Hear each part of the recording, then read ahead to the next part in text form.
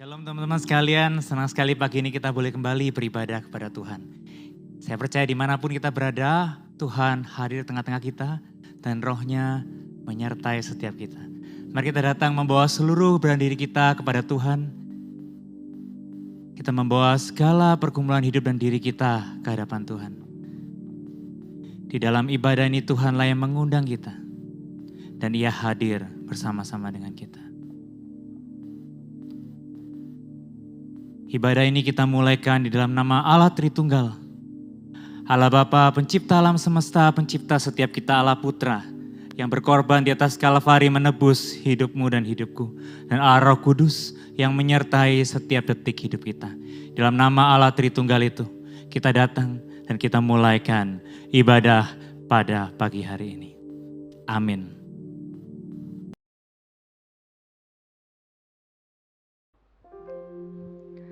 Teman-teman, bersyukur kalau pada hari ini kita bisa kembali beribadah walaupun di rumah masing-masing, tapi biarlah kita punya kerinduan yang sama untuk datang menyembah Tuhan dan mendengarkan firman Tuhan.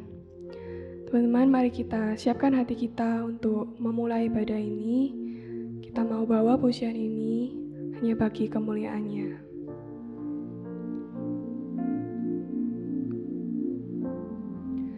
Let me enter in your place with all the weak and strong and young and old, the rich and poor and tired souls.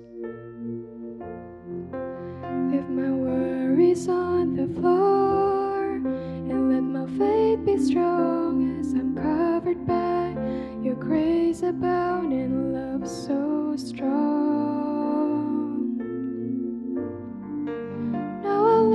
Down my life to honor and worship in this place,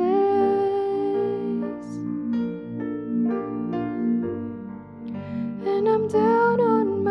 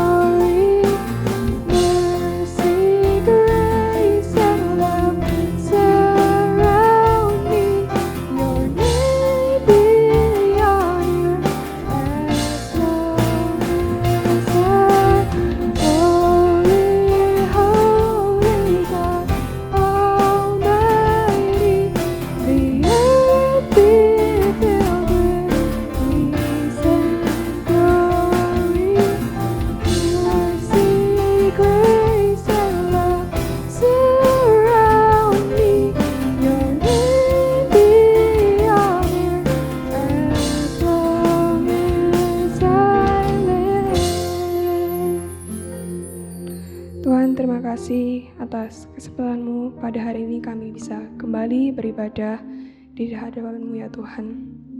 Ya Tuhan, kalau sekarang kami ingin memulai ibadah ini, kiranya Engkau yang mau memberkati jalannya ibadah ini agar dapat berjalan dengan baik, agar semuanya ini juga bisa memuliakan nama-Mu saja ya Tuhan. Kami serahkan seluruh rangkaian ibadah ini ke dalam tangan-Mu, hanya dalam nama-Mu kami berdoa. Amin. Teman-teman, kalau burung di langit yang tak menabur masih diberi makan oleh Bapa kita, bukankah kita, anak-anaknya yang diberi jaminan rencana yang terbaik, tak seharusnya khawatir akan hari esok. Teman-teman, dalam situasi dan kondisi apapun, kita mau belajar, percaya, dan bersandar kepadanya. Ku pandang rumput di langit yang tak menabur, namun diberi makan oleh Bapa di surga. Ku lihat rumput di ladang tumbuh tanpa bekerja, namun berpakaian indah, lebih dari raja di dunia. Tak perlu aku khawatir karena ku mengenal Bapa di surga, tahu semuanya ku perlu. Aku tidak khawatirkan hari esok, ku berharga melebihi burung di langit dan rumput di ladang. Cari dulu kerajaan-Mu Tuhan, dan kebenaran-Mu yang hidup, maka semuanya akan ditambahkan kepadaku.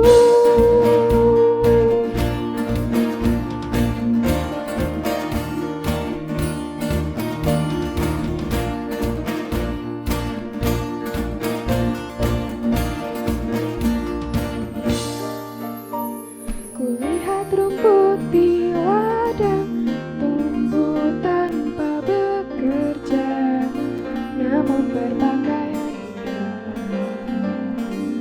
lebih dari raja di dunia. Tak perlu aku khawatir karena ku mengenal Bapa di surga, tahu semuanya ku perlu. Aku tidak khawatirkan hari esok, ku berharga melebihi burung di langit dan rumput di ladang. Ku cari dulu kerajaan-Mu Tuhan, dan kebenaran-Mu yang hidup, maka semuanya akan ditambahkan. Aku tidak khawatirkan hari esok, ku berharga melebihi burung di langit dan rumput di ladang. Ku cari dulu kerajaan-Mu Tuhan, dan kebenaran-Mu yang hidup, maka semuanya akan ditambahkan kepadaku.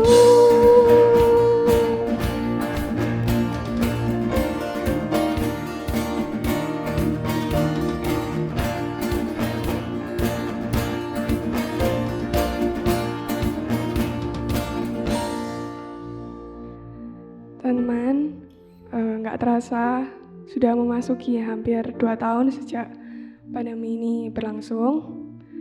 Mungkin ada di antara kita yang pernah melewati pergumulan atau mungkin sedang menghadapi pergumulan dalam studi, pekerjaan, maupun relasi dengan orang-orang di sekitar kita. Dan bahkan mungkin kita juga kehilangan orang-orang yang kita kasihi. Kita tahu nggak mudah melewati itu semua. Dan muncul banyak pertanyaan dari diri kita, kenapa kita harus diberikan cobaan dan pergumulan yang sebegitu rupa. Tapi kita harus ingat bahwa semua yang terjadi dalam kehidupan kita nggak akan lepas dari campur tangan Tuhan dan rancangan Tuhan atas kehidupan kita. Seperti yang ditulis di Yesaya 29 ayat 11, bahwa Tuhan tahu rancangan apa yang ada padanya, yaitu rancangan damai sejahtera dan bukan rancangan kecelakaan, untuk membawa hari depan yang penuh harapan bagi setiap kita. Dalam menghadapi pergumulan dan situasi apapun, Tuhan gak akan membiarkan kita sendiri, karena Ia mengerti dan peduli setiap persoalan yang kita hadapi. Teman-teman, sebelum menaikkan beberapa pokok doa, kita mau menaikkan sebuah pujian, Allah peduli.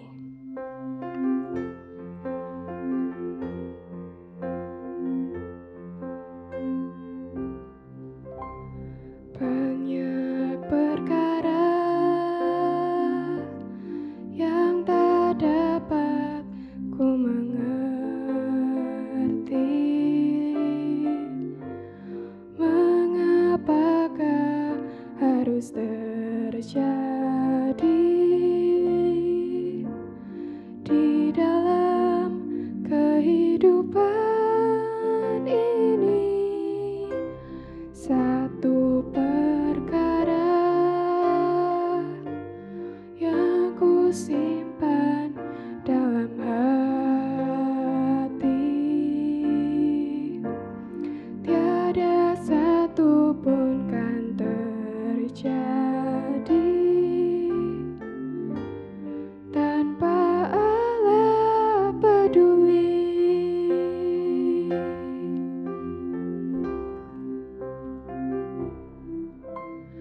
Allah mengerti, Allah peduli segala persoalan yang kita hadapi. Tak akan pernah dibiarkannya ku bergumul sendiri, sebab Allah mengerti.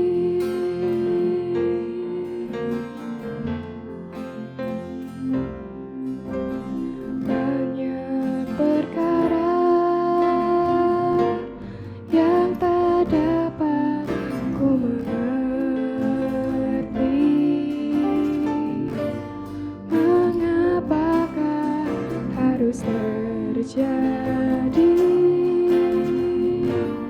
di dalam kehidupan ini? Satu perkara yang ku simpan dalam hati, tiada satu pun kan terjadi tanpa Allah peduli.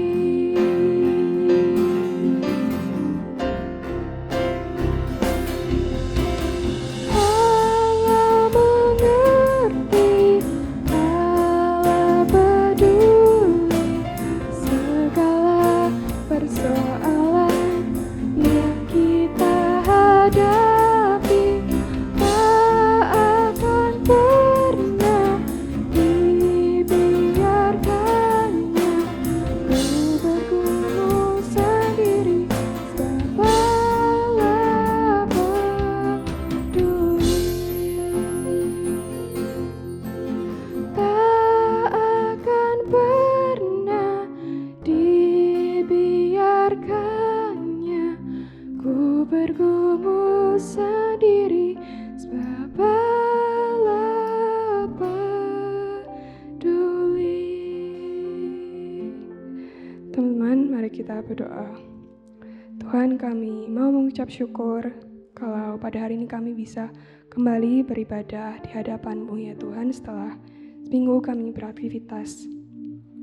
Ya Tuhan, kalau sekarang ada di antara kami yang sedang menghadapi pergumulan dalam studi kami ya Tuhan, Engkau yang tolong berikan kami hikmat dalam menjalani studi kami, berikan kami semangat belajar yang tinggi, khususnya dalam masa pandemi sekarang ini ya Tuhan. Berikan kami juga integritas dalam menjalani masa-masa studi kami ya Tuhan.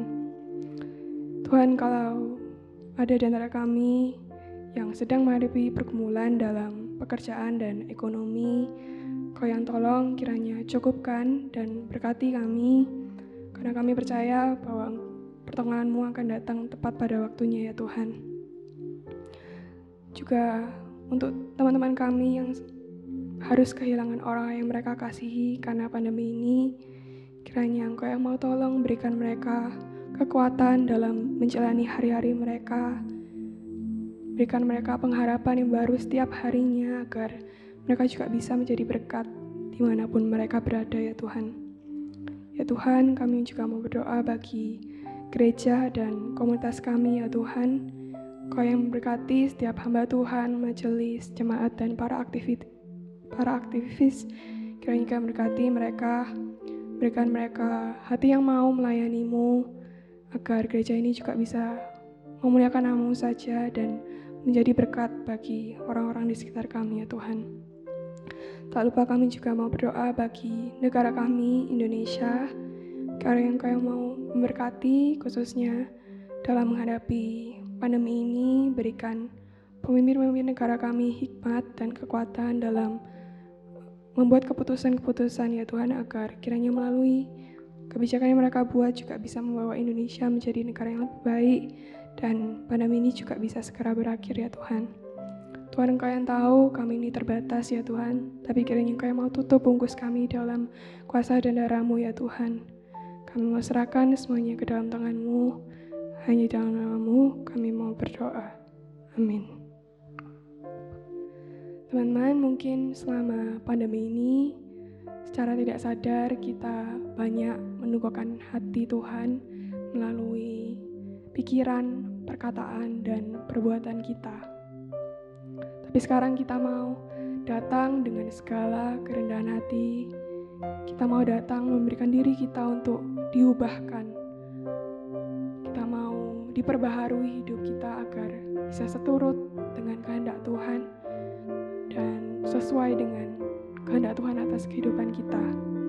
Sebelum kita mau mendengarkan firman Tuhan, kita menaikkan sebuah pujian berkenan bagi-Mu.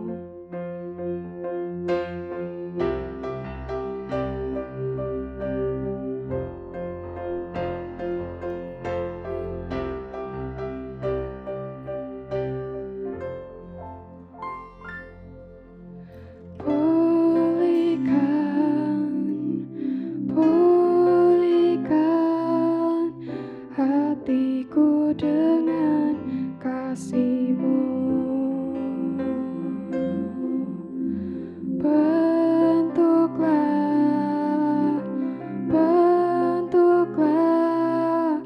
hatiku jadi seperti-Mu. Kekudusan-Mu memenuhiku. Tuhan, ini rinduku. Ubah hatiku seperti hati-Mu. Kudus berkenan bagi-Mu. Bagaikan emas yang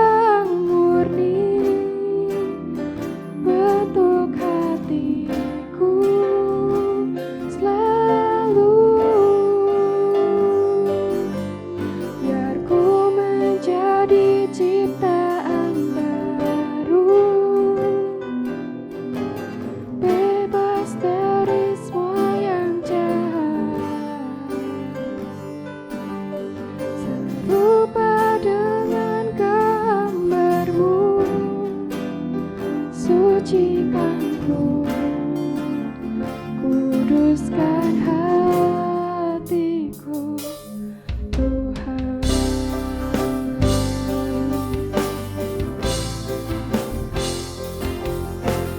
Pulihkan setiap kami, ya Tuhan.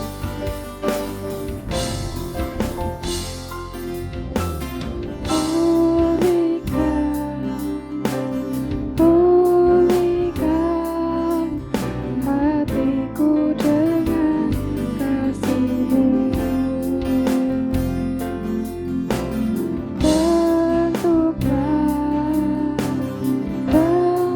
Bentuklah hatiku jadi seperti-Mu. Kekudusan-Mu memenuhiku. Tuhan, ini rinduku. Ubah hatiku seperti hati-Mu. Kudus berkenan bagi-Mu. Bagaikan emas yang murni, bentuk hatiku selalu. Biar ku menjadi ciptaan baru, bebas dari semua yang jahat, serupa dengan gambar-Mu. Sucikan ku, kuduskan hatiku. Ubah hatiku seperti hati-Mu. Kudus berkenan bagi-Mu. Bagaikan emas yang murni, bentuk hatiku selalu. Biar ku menjadi ciptaan baru, bebas dari semua yang jahat, serupa dengan gambar-Mu. Sucikan ku, kuduskan hatiku, Tuhan.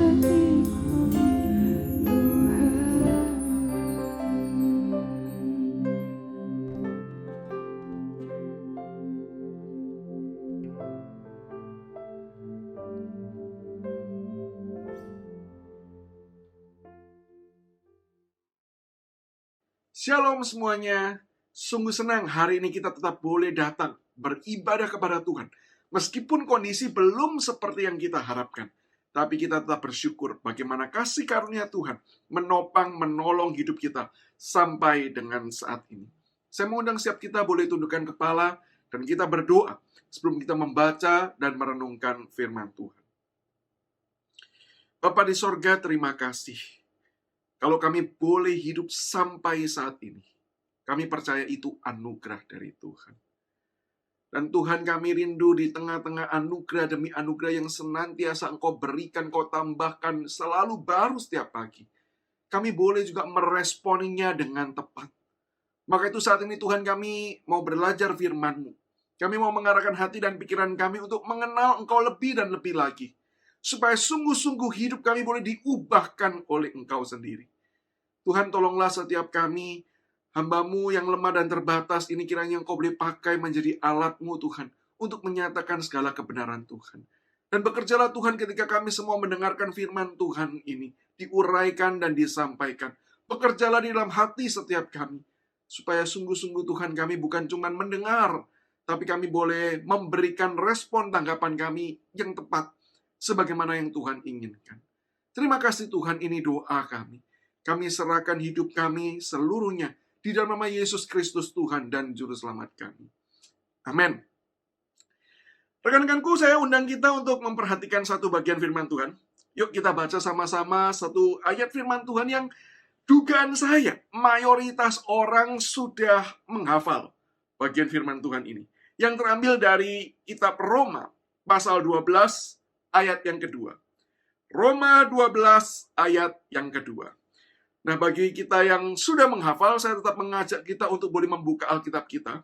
Apalagi yang belum menghafal, saya tetap mendorong kita boleh membuka Alkitab kita.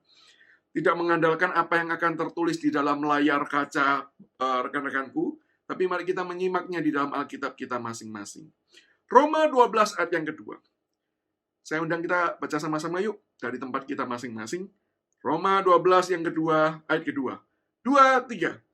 Janganlah kamu menjadi serupa dengan dunia ini, tetapi berubahlah oleh pembaharuan budimu, sehingga kamu dapat membedakan manakah kehendak Allah, apa yang baik, yang berkenan kepada Allah, dan yang sempurna. Saya ulangi sekali lagi untuk kita semua. Janganlah kamu menjadi serupa dengan dunia ini, tetapi berubahlah oleh pembaharuan budimu, sehingga kamu dapat membedakan manakah kehendak Allah, apa yang baik, yang berkenan kepada Allah, dan yang sempurna. Rekan-rekanku, tema kita hari ini adalah The Power of Change, kuasa perubahan. Nah, berbicara tentang perubahan, saya mengajak kita melihat beberapa fakta berikut ini. Yang pertama, yaitu banyak orang menginginkan perubahan terjadi dalam kehidupannya. Banyak orang ingin berubah. Dan itu mungkin juga termasuk kita yang sedang mendengarkan akan renungan ini. Tetapi, dari sekian banyak orang yang ingin berubah, sedikit orang saja yang betul-betul mempersiapkan perubahan tersebut. Sebagai contohnya yaitu setiap kali kita menutup tahun dan memulai tahun yang baru. Bukankah kita seringkali ingin berubah?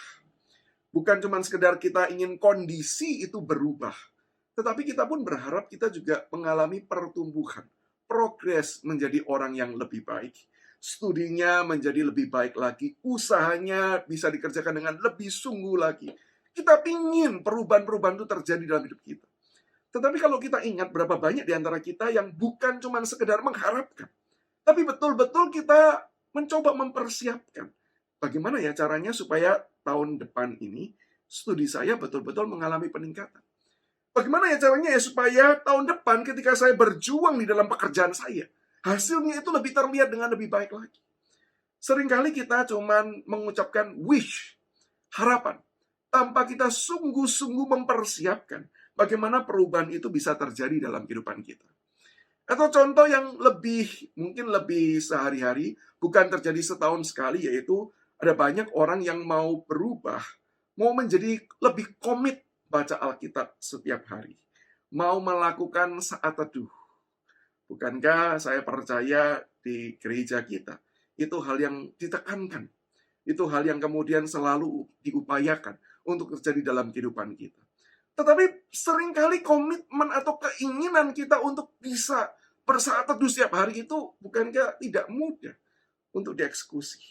Kita nggak punya strategi, kita nggak punya cara untuk mempersiapkan bagaimana supaya setiap hari saya bisa punya waktu yang khusus untuk saya berjumpa dengan Tuhan, menikmati Dia di dalam hadirat-Nya. Dan kemudian saya mengenal Dia, belajar lebih mengasihi Dia, lebih dan lebih lagi. Bukankah seringkali itu yang tidak kita persiapkan? Itulah fakta yang pertama. Sementara fakta yang kedua, yaitu orang-orang yang sudah mempersiapkan perubahan, itu belum tentu menghasilkan perubahan. Jadi jangankan orang-orang yang tidak mempersiapkan, bahkan yang sudah mempersiapkan pun belum tentu bisa mempunyai hasil. Belum tentu bisa berubah. Sebagai contoh, bukankah ketika seseorang sudah mempersiapkan, saya setiap kali bangun tidur nih, saya akan ambil waktu setengah jam sampai 1 jam untuk kemudian saya berdoa, saya membaca firman Tuhan. Saya tidak akan pegang handphone dulu, saya tidak akan kemudian lakukan aktivitas yang lain dulu. Saya komit nih, saya prepare. Saya bangunnya lebih pagi supaya apa? Supaya menghindari kemudian kesibukan, supaya menghindari keramaian suasana di dalam rumah. Kita sudah prepare berbagai macam strategi, tidur malamnya dipercepat dan lain sebagainya. Tapi kalau tanya berhasil tidak? Ya, saya yakin dan percaya jawabannya pasti ada yang berhasil. Tapi kalau ditanya apakah selalu berhasil? Bukankah jawabannya ya tidak. Padahal sudah dipersiapkan, tapi belum tentu membuahkan. Atau contoh yang lain yaitu ketika seseorang itu mempunyai kebiasaan-kebiasaan tertentu yang buruk. dan mau diubah. Sebut saja kebiasaan melihat pornografi. Ada begitu banyak orang yang terikat dengan pornografi dan mau berubah. Dan kalau ditanya, punya strategi enggak? Oh, punya strategi. Yaitu apa? Menghindari kemudian di tempat-tempat sendiri pakai alat. Walaupun sekarang rasanya itu kelihatannya sudah tidak relevan lagi ya. Semua orang melihat gawainya masing-masing di tempatnya masing-masing dan bisa jadi tidak peduli satu dengan yang lain. Atau kita punya strategi, misalnya adalah kita setiap kali mau membuka hal seperti itu, kita akan telepon teman KTB kita telepon pembina kita, untuk kemudian meminta mendoakan kita. Kita mencoba untuk kemudian tidak mengarahkan diri kita melihat hal tersebut. Ketika sudah waktunya kita sadar, ini nih waktunya di mana saya sering tergoda ini. Maka saya harus jaga-jaga, mulai kemudian kita lakukan berbagai macam cara, entah itu dengan olahraga, entah itu dengan baca Alkitab, entah itu dengan nonton YouTube, puji-pujian, praise and worship, ibadah. Kita coba lakukan semua hal itu. Tapi kalau boleh jujur, apakah selalu berhasil? Bukankah jawabannya adalah tetap tidak pasti berhasil? Maka disitulah kita tahu perubahan itu bukan hal yang mudah. Berubah itu adalah hal yang sulit. Dan fakta yang ketiga, dari yang berhasil berubah itu pun, umumnya yang berubah itu hanya hal-hal yang bersifat superficial, bersifat hal-hal yang nampak, bukan perubahan yang ada di dalam dan yang mendasar. Ketika saya berbicara tentang hal-hal yang superficial, jangan pernah bayangkan itu cuma sekedar urusan pakaian yang bisa diganti kapanpun, atau itu bicara soal urusan mode rambut yang bisa diganti juga kapanpun. Bukan hal seperti itu. Hal superficial itu seperti apa sih? Saya berikan 2 contoh. Yang pertama yaitu hal ini. Kalau boleh ditanya dan coba diresponi secara personal saja ya. Ganti pacar itu sulit atau tidak? Yang di sini sudah pacaran perlu menjawab. Yang sudah nikah sudah tidak relevan ya. Nggak perlu ikut-ikutan menjawab ya. Sudah nggak bisa. Anda sudah memutuskan dan nggak bisa berubah lagi. Yang belum menikah, ini kesempatan untuk memikirkan. Ganti pacar itu sulit atau tidak? Maka saya percaya jawabannya adalah, oh sulit lah.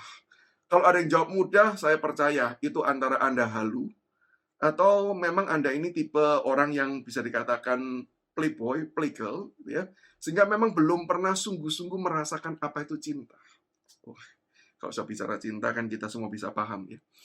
Kalau orang sudah sungguh-sungguh pernah jatuh cinta, maka mengganti orang yang kita cintai itu tidak mudah.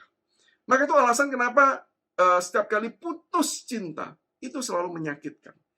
Tetapi bukankah kita juga mengakui bahwa itu bisa dilakukan? Bukan tidak bisa, bukan mustahil dilakukan. Walaupun sulit, tapi itu bisa dilakukan. Kenapa kok bisa dilakukan?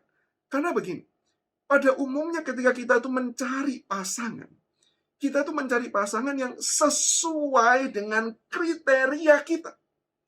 Sehingga kriteria kita ini kan tidak berubah. Kriteria kita ya dari dulu begitu-begitu saja. Saya suka, sebagai laki-laki, suka perempuan, itu pasti ya. Perempuan yang seperti apa? Oh, perempuan yang rambutnya panjang. Perempuan yang lebih kurus daripada saya, gitu ya. Maka itu alasan kenapa saya berusaha tetap gemuk, gitu ya. Supaya kalau istri saya semakin gemuk pun, saya tetap merasa istri saya lebih kurus daripada saya, ya. Nah, itu guyonan yang nggak berarti, ya. Tapi kita tuh punya kriteria-kriteria tertentu yang kita itu pikirkan.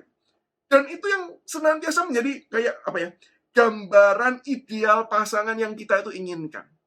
Sehingga ketika ada satu orang yang cocok, mayoritas itu cocok, kita bisa katakan saya suka dengan dia. Tetapi ketika orang itu pun lalu dengan berbagai macam alasannya, toh kita masih bisa menemukan orang lain yang juga bisa mengisi kecocokan-kecocokan tertentu di dalam kriteria yang kita harapkan dan inginkan tersebut. Sehingga kalau ditanya, ya sebenarnya orang ini cuma superficial. Karena yang lebih esensi adalah kriteria kita ini.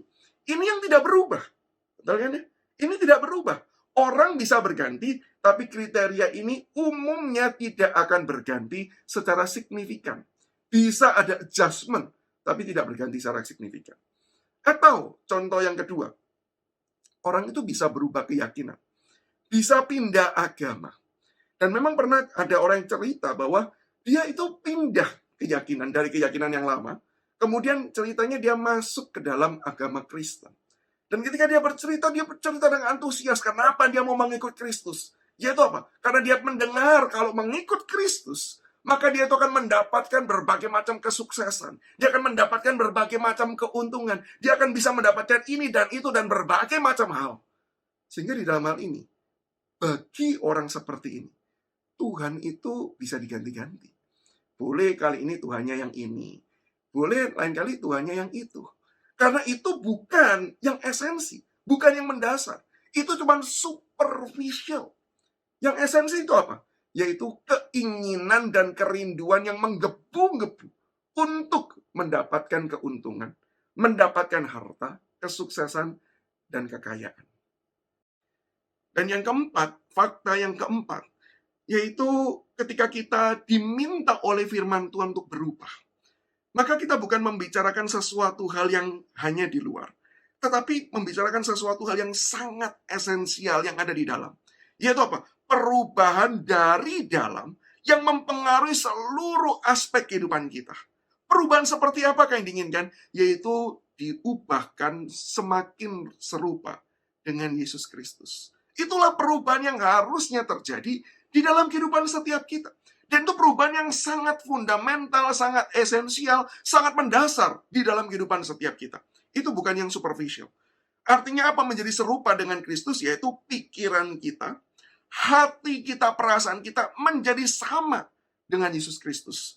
Bukankah itu yang diajarkan oleh Tuhan kita Yesus Kristus ketika dia berkata, barang siapa mau mengikut aku, ia harus menyangkal diri. Yang artinya apa? Bersedia untuk menanggalkan segala keinginannya. Dan kemudian mengambil segala keinginan Tuhan. Menjadikannya sebagai kerinduan dan keinginan dan harapan terjadi dalam kehidupannya. Apa yang Kristus pikirkan, itu yang juga kita pikirkan. Apa yang diinginkan oleh dia, itu yang juga kita inginkan. Apa yang dicintai oleh dia, itu yang juga kita cintai. Bukankah itu perubahan yang harusnya terjadi dalam kehidupan orang Kristen? Dan itu artinya perubahan yang juga perlu terjadi dalam kehidupan setiap kita. Sehingga kita tahu membicarakan 3 hal di awal saja, itu bukan hal yang mudah. Apalagi ini sifatnya spiritual, sifatnya rohani. Maka saya percaya tanpa anugerah dan pertolongan dari Tuhan, kita tidak mungkin berubah. Saya tidak berkata bahwa cuma sekedar sulit kali ini.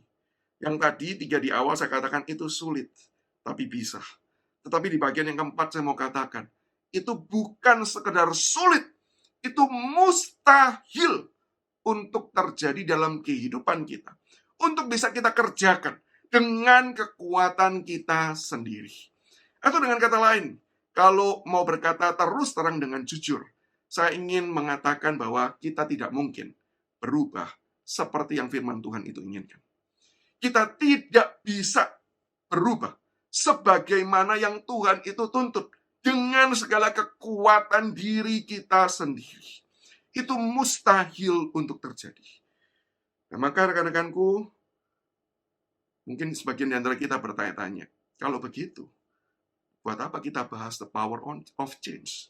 Untuk apa kita bahas tentang perubahan? Apakah kita tuh tetap perlu menginginkan berubah? Padahal kita sudah tahu bahwa berubah itu sesuatu hal yang bukan cuma sekedar sulit, tapi perubahan yang dituntutkan dan yang harusnya terjadi dalam kehidupan kita, itu mustahil untuk kita kerjakan.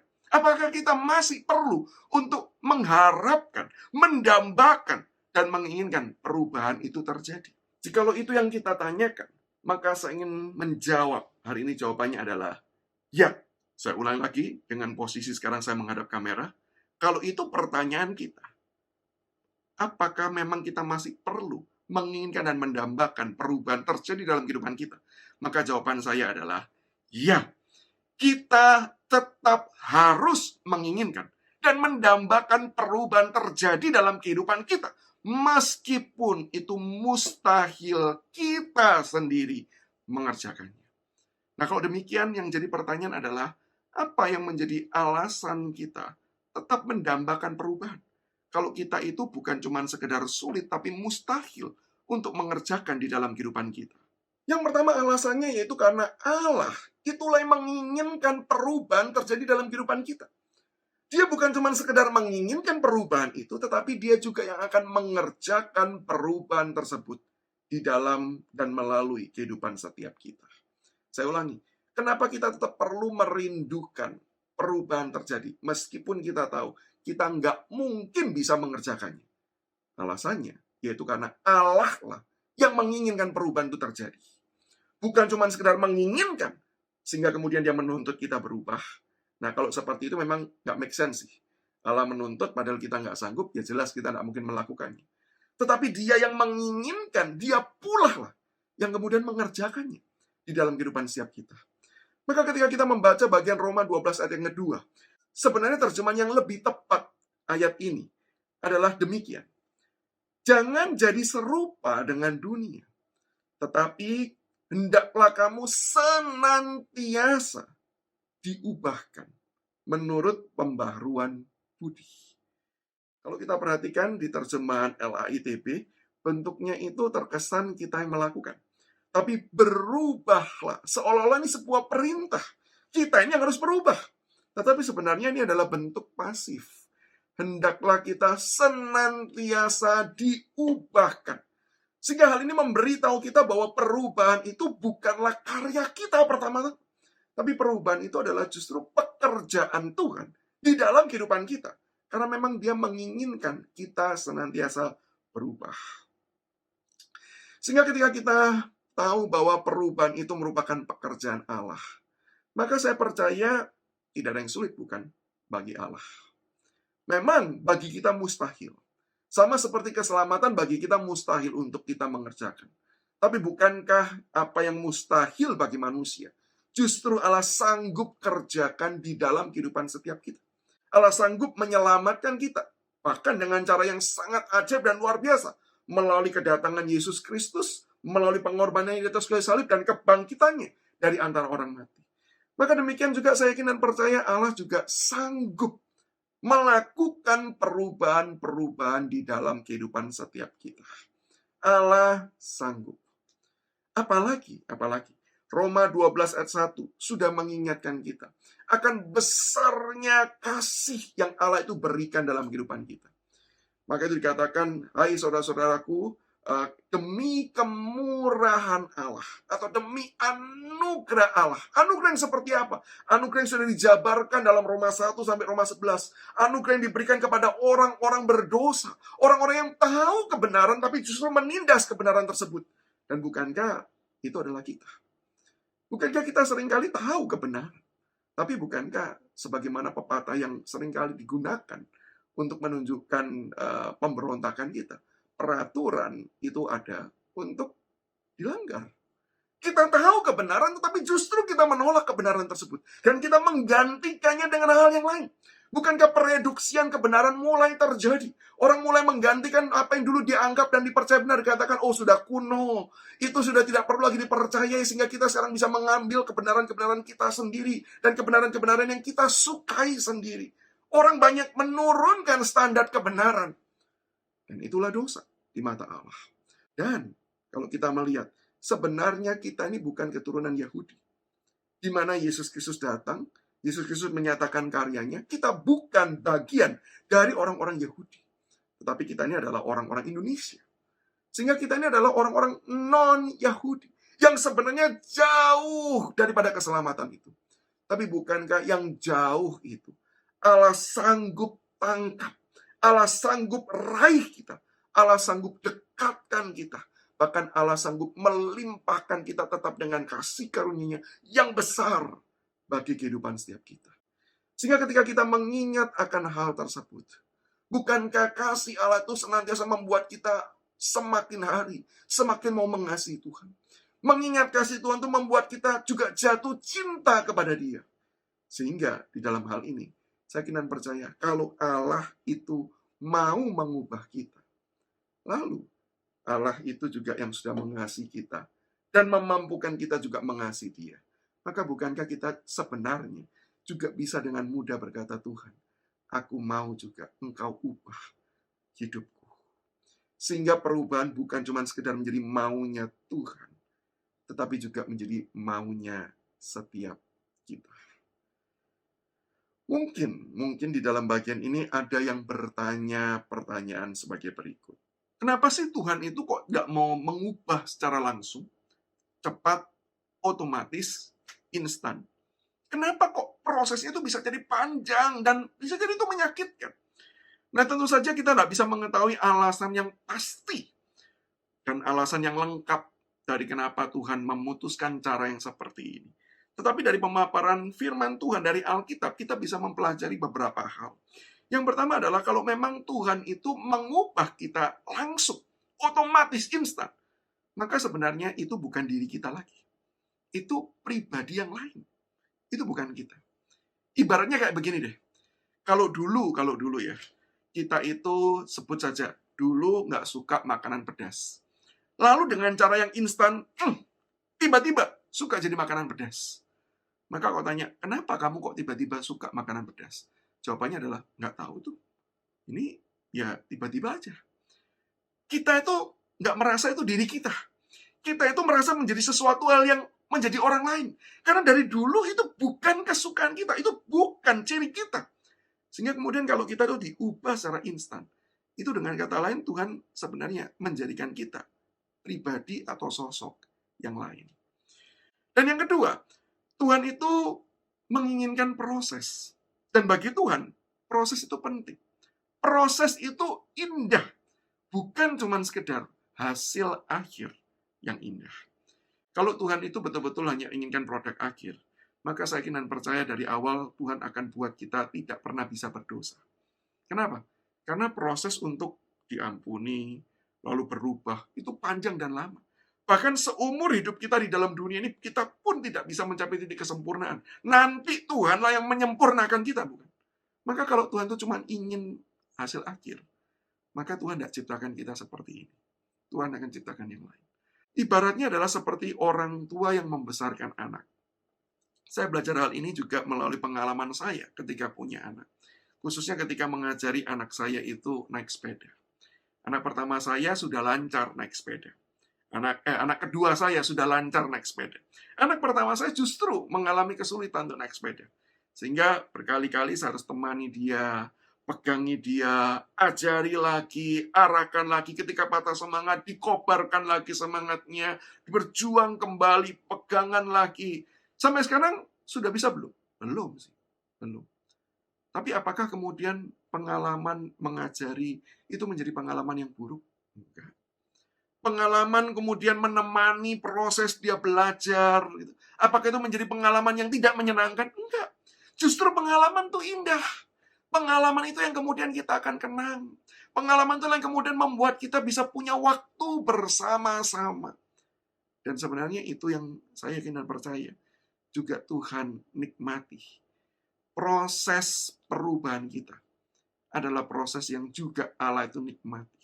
Ketika Allah berjalan bersama-sama dengan kita, yang diubahkan terus-menerus oleh pekerjaan kasih karunia dari Tuhan. Maka saya kenal percaya ketika kita saat ini berada di dalam situasi yang buruk, di dalam situasi pandemi COVID-19, maka saya percaya ini adalah proses juga. Ini adalah bagian dari kurikulumnya Tuhan. Sebagaimana Roma 8, 28, 30 mengatakan Allah turut bekerja dalam segala sesuatu. Maka saya yakin dan percaya, pandemi ini memang bukan Tuhan yang mendatangkan. Tetapi Tuhan bisa memakai pandemi ini untuk membentuk, mengubahkan, mempertumbuhkan hidup setiap kita. Sehingga kemudian setiap kita menjadi semakin serupa dengan Yesus Kristus. Maka sebagaimana salah satu tulisan yang dituliskan oleh seorang teolog, don't waste your life. Maka saya percaya kalimat ini bisa diubah. Don't waste this pandemic. Jangan sia-siakan pandemi ini. Ini tentu bukan masa yang ideal. Tentu yang ideal adalah ketika segala sesuatunya itu sempurna, tidak ada lagi sakit penyakit, seperti yang dituliskan oleh kitab Wahyu. Dan yang nanti suatu hari akan kita jalani kehidupan seperti itu. Tetapi masa-masa ini, masa-masa berat ini adalah masa-masa di mana Tuhan juga berjalan bersama dengan kita. di mana Tuhan juga memakai segala sesuatunya ini untuk mengubahkan kehidupan kita. Dan disinilah harusnya masa-masa kita juga menikmati kebersamaan dengan Tuhan tersebut. Sehingga itulah alasan kenapa Tuhan tidak langsung ubah kita. Karena proses ini pun menyenangkan. Proses ini pun adalah proses yang Allah itu nikmati. Dan harusnya juga kita nikmati. Bukan karena kenyamanannya, tetapi karena kebersamaan dengan Allah yang bekerja terus-menerus mengubahkan kehidupan setiap kita. Dan yang kedua, kenapa kita itu tetap perlu merindukan perubahan? Meskipun kita tuh nggak sanggup untuk menghadirkan perubahan itu terjadi dalam kehidupan kita.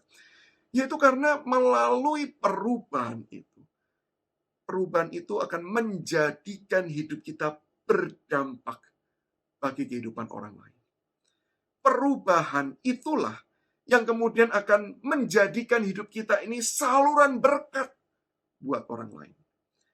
Seringkali orang itu hidup di dalam dua ekstrim.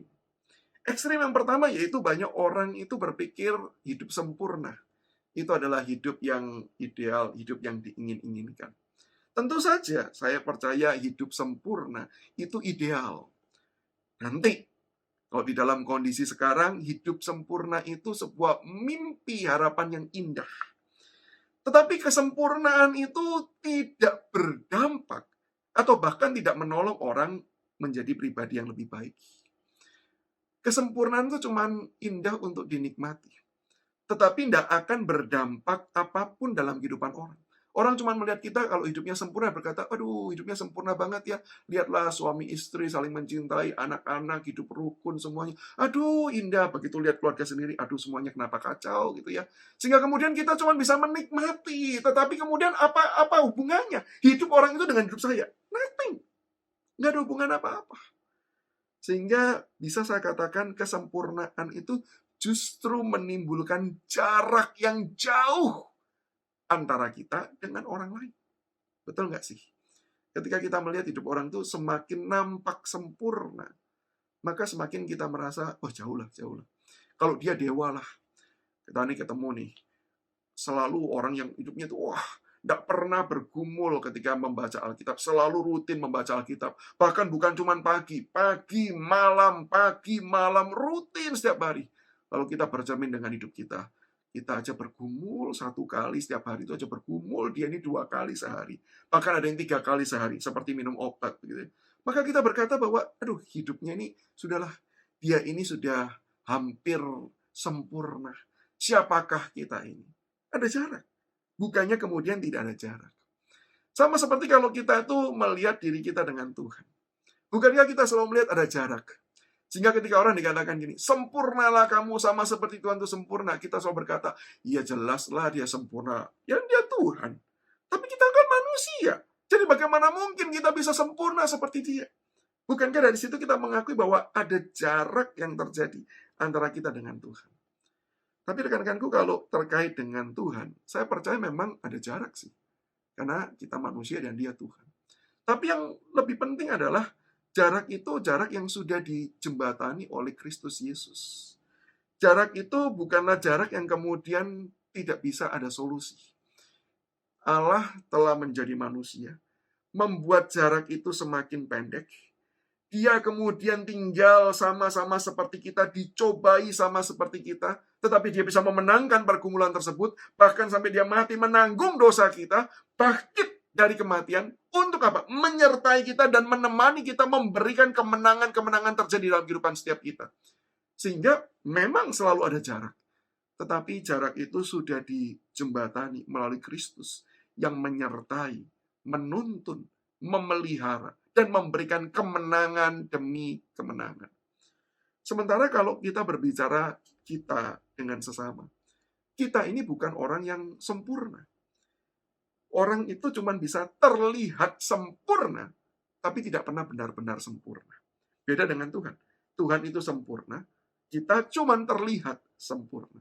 Sehingga ketika kita itu mau mencoba menjembatani hidup kita dengan hidup orang lain, maka satu hal yang terjadi.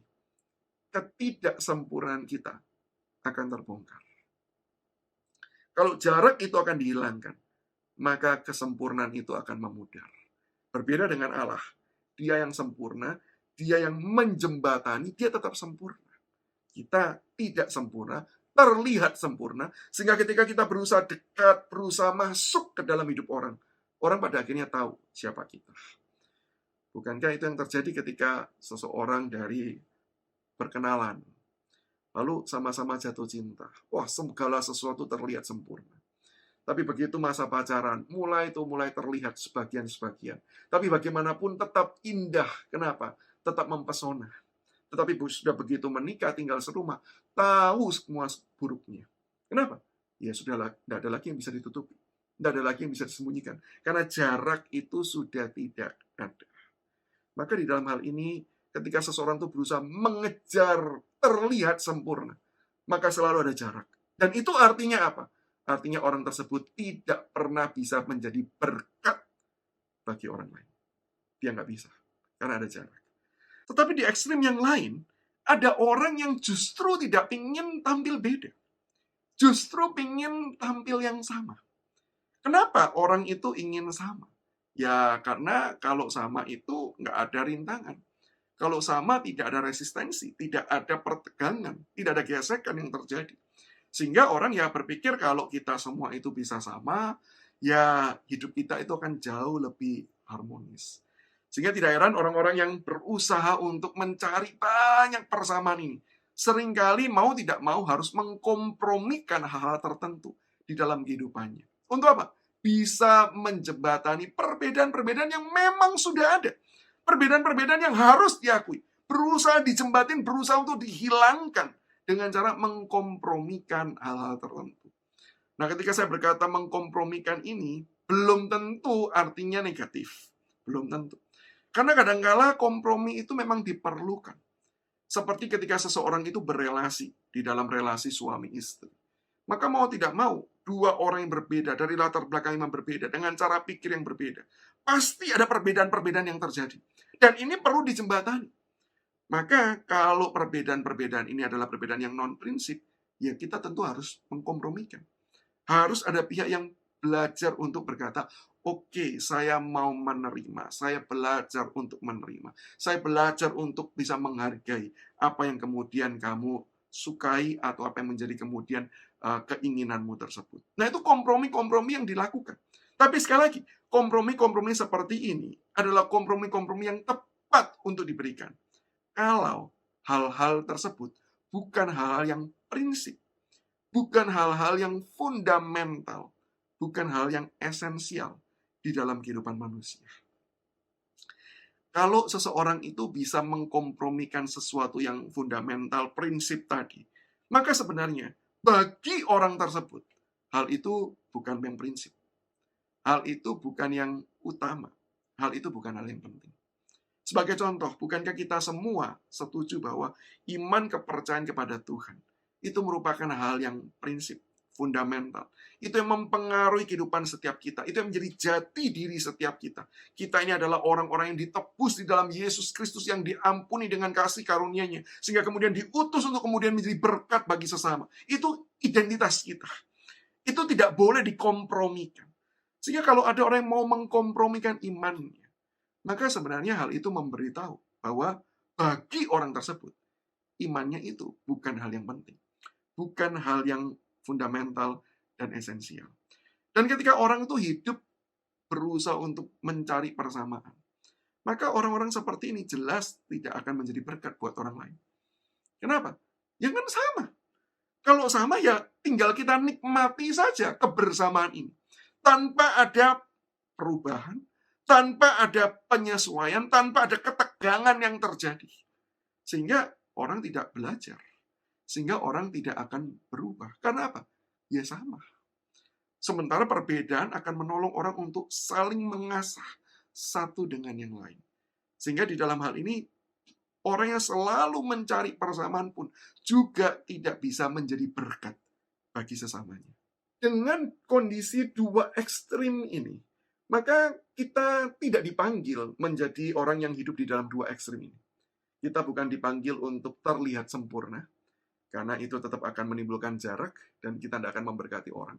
Kita juga bukan dipanggil menjadi serupa dengan dunia ini. Maka kenapa ayat kedua dimulai dengan berkata, jangan kamu menjadi serupa dengan dunia ini. Karena kalau sudah serupa, ya orang tidak bisa berdampak apapun bagi hidup sesamanya. Tapi kita dipanggil justru untuk mau terus-menerus berubah. Ada progres yang terjadi. Kita menyadari kita bukan sempurna, tapi kita terus-menerus diubahkan. Dan hidup seperti ini adalah hidup yang kemudian akan berdampak, menjadi berkat bagi orang lain. Kenapa bisa demikian? Karena yang pertama, ketika orang itu melihat hidup kita itu lemah.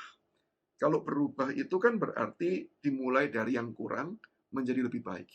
Maka ketika orang itu awalnya melihat kelemahan, kekurangan, keterbatasan kehidupan kita, hal itu menjadi jembatan untuk orang lain bisa dekat dengan kita dan berkata, kamu lemah ya? Sama, aku juga lemah. Itu titik persamaan kita dengan orang lain. Kita bisa berkata, saya juga lemah. Mungkin bukan di area yang kamu lemah, tapi di area yang lain. Tapi kita sama-sama orang yang lemah. Kita sama-sama orang berdosa. Dan persamaan ini mendekatkan orang-orang itu kepada kita. Tetapi tidak boleh di situ. Karena perubahan bukan cuma sekedar mengumbar kelemahan. Tetapi menunjukkan bahwa saya lemah, tapi saya juga kemudian diproses dan berubah.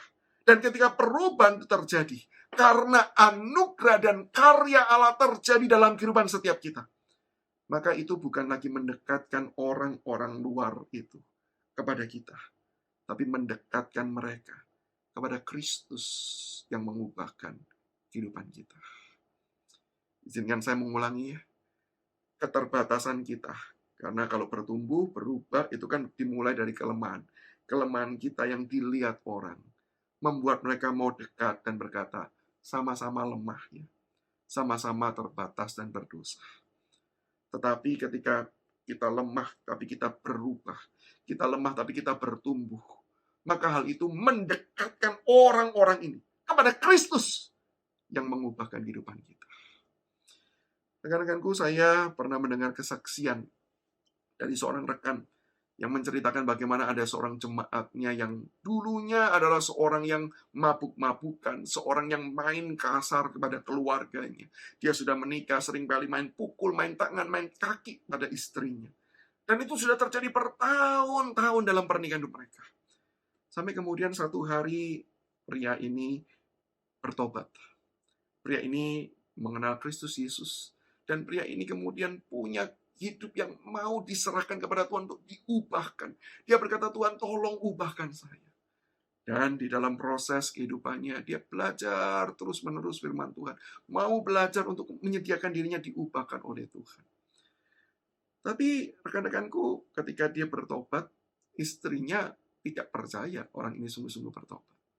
Maka yang terjadi adalah orang ini justru seringkali dibully oleh istrinya.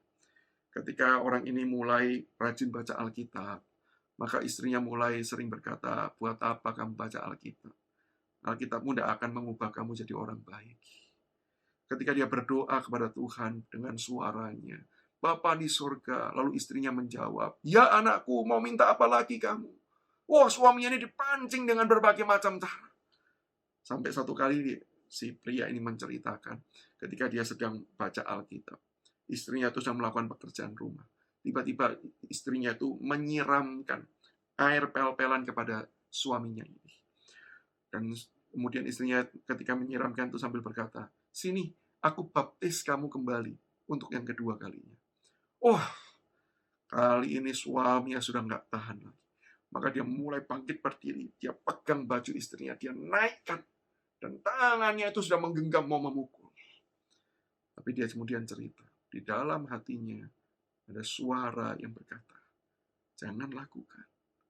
Ingat, kamu harus mengasihi istrimu. Jangan lakukan. Tuhan tidak menginginkan hal tersebut terjadi. Suara itu terus berbicara membuat gelisah orang ini. Sehingga kemudian yang nampak tangannya yang sudah menggenggam itu tampak gemetaran. Dan pada waktu itu pun istrinya masih kemudian menggodanya. Masih menggodai dia. Dengan berkata apa? Sudah, kalau mau pukul, pukul aja seperti dulu. Nggak perlu sekarang doa-doaan, pukul aja. Rekan-rekanku, nggak mudah untuk berubah. Tapi kesempatan itu dia cerita pada waktu dia berjuang, dia sudah nggak tahan lagi. Dia cuma berdoa, Tuhan tolong kuatkan saya. Dia lepaskan istrinya. Dia nggak pukul. Dan pengalaman-pengalaman seperti itu terjadi setiap hari. Selama beberapa bulan lamanya. Sampai akhirnya satu kali istrinya berkata kepada suaminya ini. Ketika hari Minggu, aku mau ikut ke gereja. Sang suami menaruh curiga karena istrinya nggak pernah mau ikut ke gereja. Lalu suaminya tanya, buat apa kamu pergi ke gereja? Mau mempermalukan aku ya di gereja? Lalu istrinya berkata, bukan. Aku mau ke gereja karena aku mau cari tahu Tuhan seperti apa yang bisa mengubah suamiku. Dari seorang yang begitu kasar sampai sekarang menjadi seorang yang suami idaman. Yang aku sudah tidak pernah berani lagi mimpikan terjadi dalam hidupku. Aku mau kenal Tuhan yang bisa mengubah suamiku itu. Rekan-rekanku, perubahan, pertumbuhan yang Allah kerjakan dengan anugerahnya itu menjadi sarana Allah mau memakai hidup kita menjadi saluran berkat buat sesama kita. Dan yang ketiga, yang terakhir, kenapa kita tetap perlu merindukan perubahan meskipun kita nggak sanggup untuk menjalankannya? Yaitu karena ketika kita merindukan perubahan, itu tandanya kita sedang menyiapkan diri kita. Seolah-olah kita mau berkata kepada Tuhan, Tuhan aku nggak sanggup. Tetapi kalau memang Engkau yang mau bekerja di dalam diriku, mengubah aku, maka sekarang aku mau siapkan diriku, siapkan hatiku. Aku mau serahkan hidupku kepada Tuhan. Maka itu kenapa ayat yang kedua ini dimulai dari ayat pertama. Karena itu saudara-saudara, demi kemurahan Allah, aku menasihatkan kamu, supaya kamu mempersembahkan tubuhmu. Ketika kita merindukan perubahan, meskipun kita sadar kita nggak sanggup, tapi kita tahu Allah akan mengerjakan perubahan tersebut. Maka di situ kita seolah-olah berkata pada Tuhan, Tuhan, aku serahkan hidupku ke dalam tangan untuk boleh Engkau mengubahkan aku.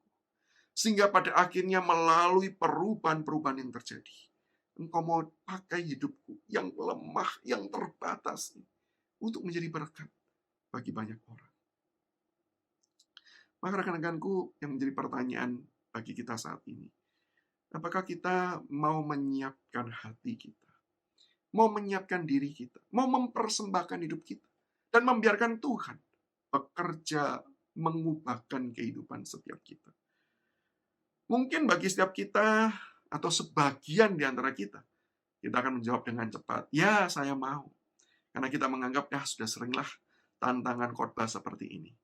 Tapi rekan-rekanku, saya mau mengajak kita, yuk pikir baik-baik, pikir secara serius. Karena begitu kita berkata, yes, saya tetap mau menginginkan perubahan terjadi dalam hidup saya. Maka jangan bayangkan Tuhan akan membuat hidup kita itu lancar terus, nggak ada masalah, sambil kita kemudian diubahkan. Seringkali perubahan itu justru terjadi ketika ada penderitaan, ketika ada tantangan, ketika ada kesulitan. Sehingga ketika hari ini kita berkata, ya Tuhan, aku mau menyiapkan hatiku, aku mau menyerahkan diriku, silakan Engkau bekerja mengubahkan. Maka kita harus bersedia untuk dirombak habis. Kita harus bersedia untuk kemudian sakit, karena ada banyak bagian-bagian dalam kehidupan kita yang kemudian dipotong. Ada ilah-ilah yang ada dalam diri kita yang kemudian dipenggal oleh Tuhan. Dan itu menyakitkan kita. Ada banyak keinginan-keinginan nafsu-nafsu kita yang tadi kita anggap itu baik-baik saja, itu kemudian dihentikan oleh Tuhan. Supaya dia mengubahkan hidup kita. Dan itu artinya kondisi yang tidak nyaman. Bisa jadi kita akan memasuki sebuah masa-masa kehidupan yang tidak kita pernah dambakan dan tidak pernah kita inginkan. Mungkin kalau sampai di sini orang berkata, ini pengkhotbah kok nakut-nakutin ya? Kan harusnya mendorong nih supaya mau berubah. Harusnya titik dong sampai tadi tantangannya cukup selesai. Biarkan orang jawab iya. Rekan-rekanku, saya nggak mau jadi orang yang cuma mengatakan yang baik-baik saja. Saya mau mengatakan apa realitanya. Ketika kita berkata, yes Lord, this is my life. Ini hidupku, ku serahkan kepadamu. Ubahlah, pakailah menjadi berkat. Itu artinya kita siap berkata, apapun ya Tuhan, apapun. Lakukan. Bahkan kalau itu pun menyakiti aku, lakukan. Karena aku tahu, itu bukan menyakiti aku. Itu menyakiti egoku. Itu menyakiti akan nafsu kedaginganku. Tapi itu semua membentuk aku menjadi pribadi lebih baik. Apakah kita siap meresponi seperti ini? Kalau ditanya, ya gimana bisa siap kalau ditakut-takuti seperti itu? Gimana saya bisa berkata, iya kalau kondisinya nggak nyaman dan nggak enak? Rekan-rekanku, izinkan saya akan menjawab pertanyaan ini dengan menceritakan kisah pengalaman hidup saya. Saya percaya kisah ini sudah seringkali saya ceritakan. Kisah ini kalau boleh saya kasih judul, kisah ini judulnya adalah Kapok. Kisah masa kecil saya. Nah, kalau rekan-rekanku sudah pernah mendengarkan kisah ini, semoga nggak kapok mendengarkannya lagi ya. Nah, saya pada waktu kecil dulu setiap kali selesai pulang gereja, gitu ya, hal yang paling saya inginkan adalah ketika orang tua saya itu mengajak saya pergi ke Pasar Atom. Yuk pergi ke Pasar Atom belanja. Saya pasti akan berkata, ya, saya tidak akan menolak. Dan dulu itu rasanya satu-satunya tempat hiburan, di mana saya bisa cuci mata. Belum tentu belanja, tapi bisa cuci mata. Maka setiap kali sudah diajak, sebelum berangkat, orang tua saya selalu memberikan 2 aturan. Yang pertama, harus selalu digandeng. Nggak boleh jalan sendiri. Nanti kalau jalan sendiri, hilang, kapok. Nah, itu dari situlah judul cerita itu saya buat ya. Itu kata-kata yang diulang. Harus gandeng ya. Nanti kalau digandeng, hilang, kapok. Nah, yang kedua, orang tua saya selalu berkata, nggak boleh beli-beli apapun. Nggak boleh minta-minta. Kamu cuma pergi, ikut saja, lihat saja. Nggak boleh minta apapun. Maka ketika tanya, mau nggak menuruti? Saya selalu jawab, mau. Supaya apa? Demi bisa pergi. Kalau saya jawab tidak mau, pasti saya nggak boleh ikut pergi. Maka singkat cerita, setiap kali saya selalu pergi diajak. Dan setiap kali turun dari becak, ya, karena dulu nggak punya mobil, naiknya becak, gitu ya, selalu turun langsung tangan saya digandeng. Gandeng pergi ke tempat-tempat yang jujur saya mau katakan, saya tidak pernah menikmati. Kenapa? Ya namanya pergi sama orang tua, dan biasanya mengajak saya itu adalah mama saya. Itu pasti lihatnya kalau tidak panci, wajan, sutil, daster, begitu ya. Yang bagi saya seorang anak laki-laki pria, apa indahnya, apa nikmatnya semua itu. Sementara pergumulan dan pergulatan itu semakin besar terjadi. Setiap kali melewati lorong, di mana ada toko mainan yang etalasenya itu menampilkan berbagai macam mainan. Wah, itu menjadi godaan. Pingin untuk bisa berkata, stop sebentar dong, saya mau lihat. Kan kalau lihat tidak apa-apa. Tapi begitu kemudian mau lihat, katakan, sudah tidak usah lihat-lihat. Karena nanti kalau sudah lihat, pengen mau beli, nanti rengek-rengek, tidak usah, mending tidak usah lihat. Wah, jadi menderita sekali. Sampai satu kali, mama saya itu berbelanja persis di seberangnya toko mainan. Sebelahnya toko mainan yang jual mainan-mainan ya. Dan dia belanja di seberangnya ini. Maka kemudian karena dia pilih-pilih barang, tangannya melepaskan saya, tapi dengan peringatan. Jangan kemana-mana. Nanti kalau pergi kemana-mana, hilang, kapok. Nah, itu diulangi lagi. Sampai saya hafal. Gitu ya. Maka saya diam di sana, tapi saya lihat ke toko seberang. Berbagai macam mainannya. Dan saya mulai mencoba untuk bergeser pelan-pelan, mendekat ke arah toko mainan tersebut. Supaya nggak ketahuan, saya pelan-pelan gesernya. Sampai betul-betul ada di depan toko tersebut, melihat berbagai macam mainan-mainan itu, dan menikmati. Cuci mata aja menikmati, senang lihat mainan, gitu ya. Ada yang baru-baru, menarik, gitu ya. Menikmati. Pertama-tama sambil melihat mainan, sambil saya jaga-jaga. Melihat orang tua saya masih ada atau tidak. Oh, masih ada, aman. Teruskan lagi, lihat lagi. Lihat mainan, lihat orang tua lagi, masih ada. Sampai satu waktu, ketika saya melihat mainan, saya noleh mencari orang tua saya. Hilang. Pada waktu itu, saya langsung tinggalkan toko itu, saya nyebrang. Saya mulai panggil, Ma. Saya pikir dia cuma tukar posisi. Tapi betul-betul tidak ada. Nampaknya mama saya pada waktu itu juga lupa kalau ngajak saya pergi. Saking nikmatnya berbelanja itu. Dan disitulah mulai saya takut. Saya mulai menangis. Ma, saya cari keliling-keliling. Nggak menemukan. Orang-orang di sekitar mulai berkata, ayo sini ikut. Kita pergi ke sana. Saya nggak mau karena saya takut diculik. Saya cuma teriak, nangis, Ma. Saya nggak tahu berapa lama. Sampai akhirnya di tengah-tengah hiruk pikuk, bayangkan ya. Ini semua pasti tahu Pasratum ya. Hiruk pikuk Pasratum itu. Telinga saya itu tiba-tiba mendengar ada nama yang memanggil saya. Samuel! Dan saya berani jamin itu bukan suara Tuhan. Sehingga kemudian saya tidak perlu berkata, ya Tuhan berbicaralah. Hamba-Mu siap mendengar. Karena saya tahu itu bukan suara Tuhan. Itu suara mama saya. Maka begitu mendengar suara itu saya berkata, Mama, Samuel, Mama.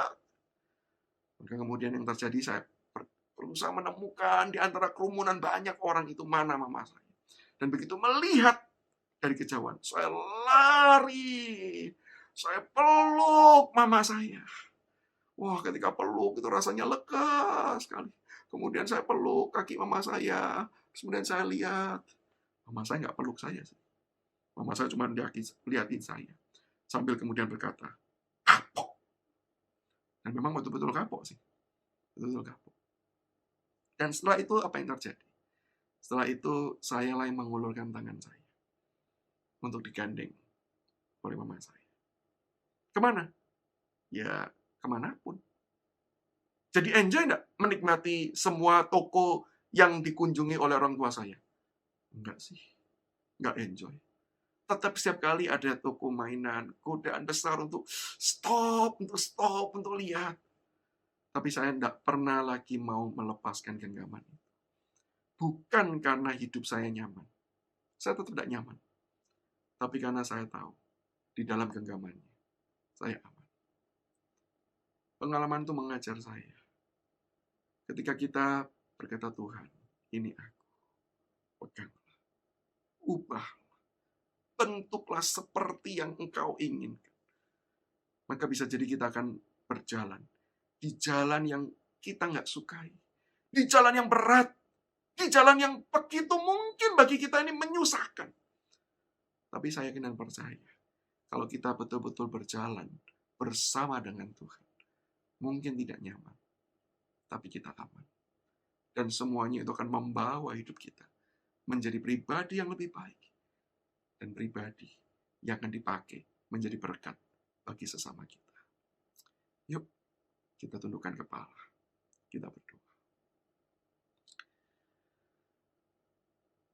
Rekan-rekanku, saya memberikan waktu sejenak kepada setiap kita untuk meresponi firman Tuhan. Siapkah kita untuk menyerahkan diri kita, diubahkan oleh Tuhan, supaya hidup kita bisa menjadi berkat bagi sesama kita. Kalau ada di antara kita yang masih takut, karena bisa jadi penyerahan diri kita itu akan membawa hidup kita ke jalan yang kita tidak nikmati dan sukai. Berdoalah dan katakan kepada Tuhan, Tuhan, aku masih takut. Tuhan tolong aku. Tapi hari ini kalau kita diingatkan akan kasih setia Tuhan, yang sudah begitu besar bahkan rela mati menanggung dosa setiap kita. Kasih Allah yang tidak pernah meninggalkan kita sekalipun, meskipun ada di dalam lembah-lembah kekelaman, kita akan berjalan bersama dengan Tuhan. Dan disitulah kita bisa percaya kepada pimpinannya yang tidak bersalah. Maka responilah, Tuhan, inilah aku. Aku serahkan diriku. Aku serahkan hidupku. Ubahkanlah. Pakailah dan jadikanlah aku berkat bagi sesama.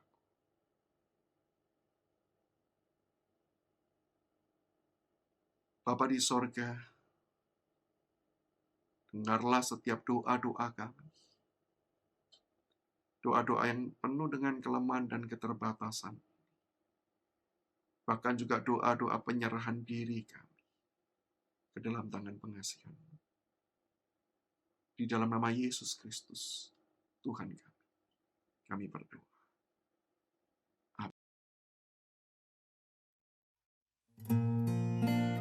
Shalom, Bapak Ibu, Saudara sekalian yang dikasihi Tuhan. Kami sungguh bersyukur kepada Tuhan dan berterima kasih kepada jemaat GKA Gloria sekalian yang masih terus setia mendoakan dan mendukung pelayanan misi gereja kita. Sehingga semua program misi yang esensial masih tetap boleh berjalan walaupun ada beberapa yang terpaksa harus dipangkas.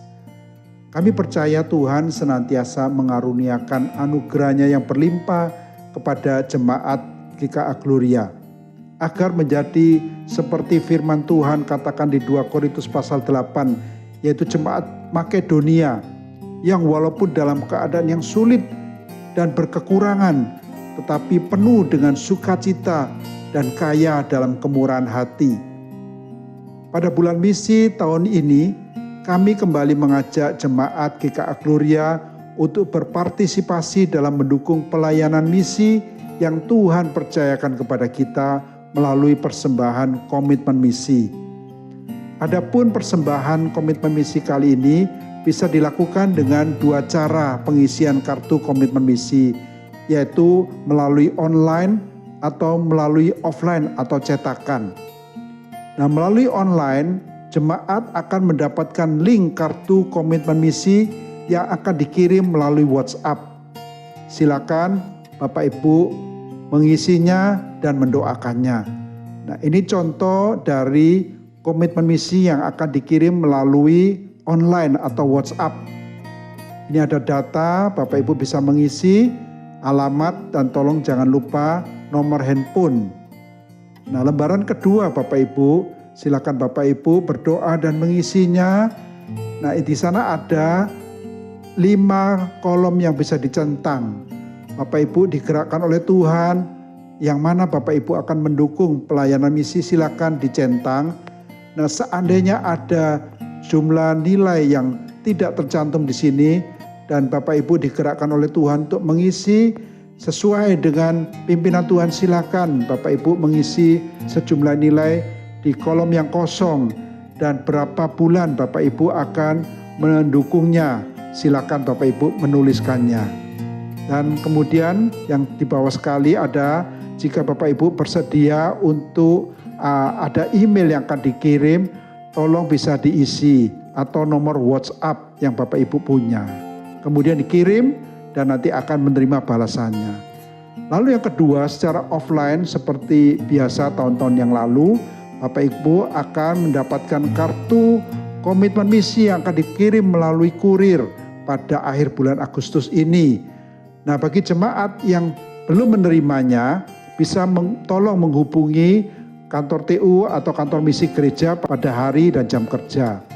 Nah, ini kartu yang biasanya kita kirimkan kepada jemaat sekalian, ini yang melalui pakai offline.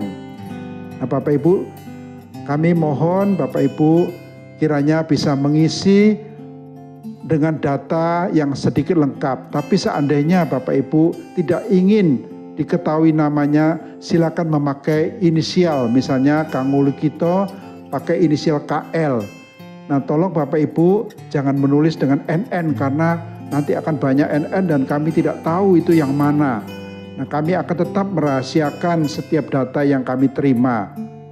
Nah, Bapak Ibu, tolong mengisi kartu komitmen misi ini hanya satu macam saja. Apakah itu melalui kartu komitmen misi online atau kartu komitmen misi offline. Nah, sekian Bapak Ibu sekalian pengumuman dari kami. Kiranya Tuhan memberkati Bapak Ibu sekalian. Amin. Selamat pagi jemaat Tuhan yang saya kasihi dalam Kristus Yesus. Pada hari ini saya akan memperkenalkan 108 calon majelis baru dari 6 GKA Gloria. Bila jemaat mempunyai keberatan yang sah terhadap calon majelis yang ada, dapat mengajukan keberatan dengan menulis surat kepada majelis di gereja di mana jemaat beribadah.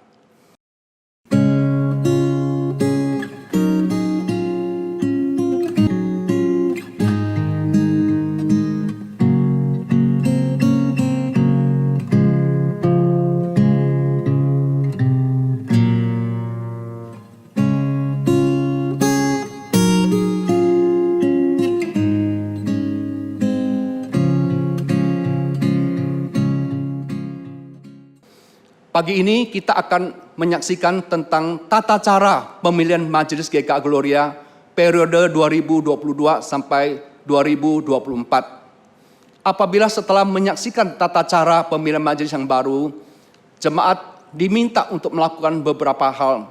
Kami menghimbau jemaat tidak berkecil hati dan tidak berpartisipasi dalam pemilihan ini. Demi masa depan Gloria yang lebih baik, mari kita sama-sama mendukung pemilihan majelis ini. Kiranya nama Tuhan dimuliakan. Terima kasih. Ketentuan pemilihan Majelis GKA Gloria adalah sebagai berikut. Pertama, adalah anggota jemaat GKA Gloria, yaitu mereka yang telah dibaptis dewasa atau CD, atau mereka yang telah atestasi masuk dari gereja lain, atau yang telah beribadah selama 2 tahun di GKA Gloria. Kedua, sebelum Anda melakukan pemilihan, isilah terlebih dahulu data Anda pada kolom pemilihan yang telah tersedia. Ketiga, jumlah calon majelis yang dipilih untuk Gloria Pacar maksimal 31 orang, untuk Gloria Satelit maksimal 23 orang, untuk Gloria Samudra maksimal 7 orang, untuk Gloria Galaksi maksimal 13 orang, untuk Gloria Rungkut maksimal 5 orang, untuk Gloria Nirwana maksimal 7 orang. Pemilihan majelis akan dilakukan dengan 2 cara, yaitu secara offline dan online. Bagi Anda yang akan melakukan secara offline, Anda dapat melakukannya sebagai berikut. Pertama, silakan Anda datang langsung ke gereja masing-masing dan mengisi formulir pemilihan majelis pada hari dan jam kerja, mulai Senin tanggal 6 sampai 11 September 2021. Untuk hari Senin hingga Jumat, jam kerja pukul 8 pagi hingga 3 sore. Untuk hari Sabtu, jam kerja pukul 8 pagi hingga pukul 1 siang. Kedua, Anda dapat mengambil formulir pemilihan majelis di gereja masing-masing dan kemudian Anda dapat mengisinya di rumah. Formulir dapat diambil mulai hari Minggu tanggal 5 hingga 12 September dan dikembalikan paling lambat tanggal 12 September pukul 6 sore. Bagi Anda yang akan melakukan pemilihan majelis secara online, Anda akan mendapatkan link pemilihan. Klik link tersebut, maka Anda akan mendapatkan formulir pemilihan. Isilah data diri Anda, nama, nomor HP, dan alamat rumah Anda.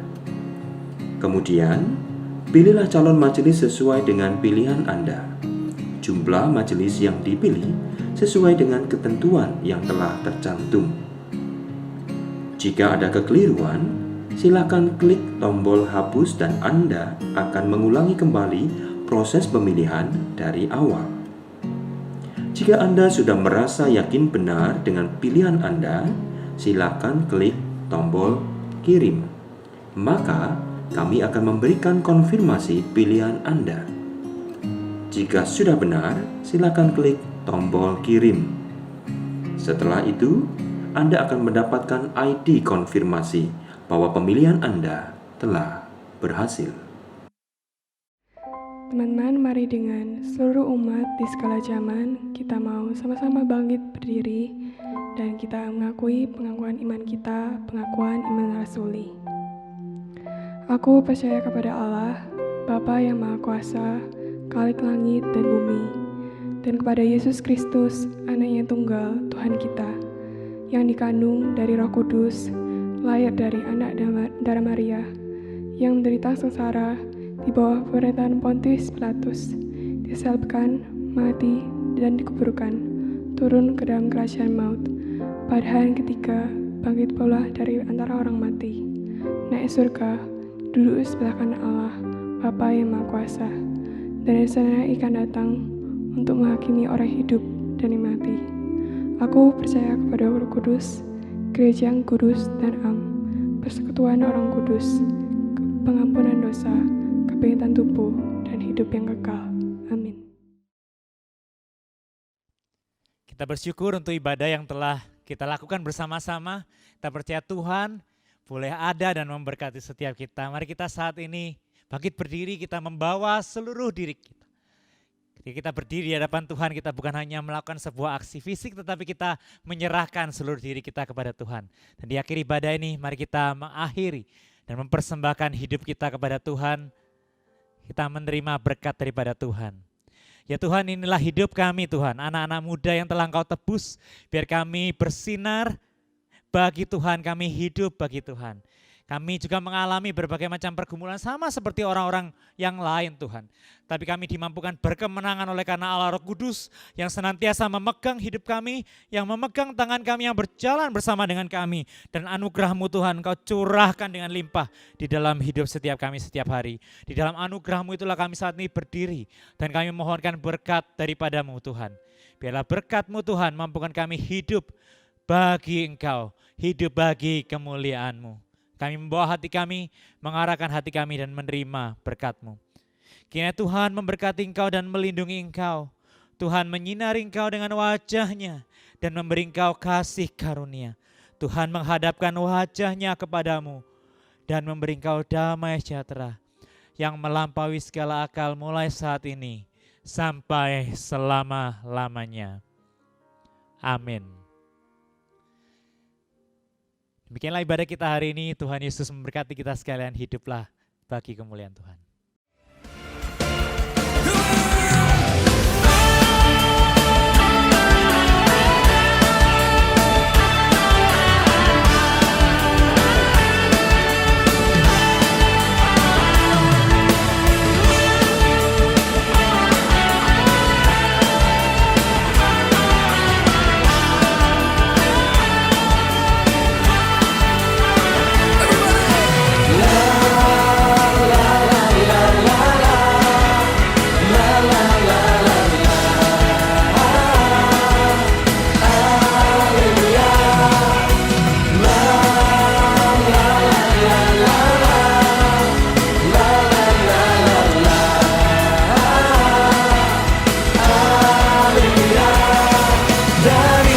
Menari, memuji di hadapan-Mu Yesus, sukacita Roh-Mu